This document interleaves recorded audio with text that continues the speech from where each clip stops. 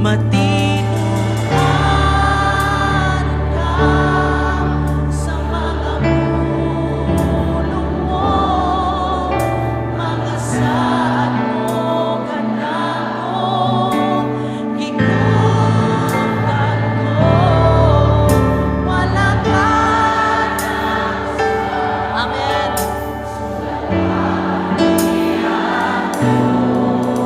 Ang paglaong ko, ikaw lamang, Jesus. Matinud-anon ka gayon, O Diyos. Matinud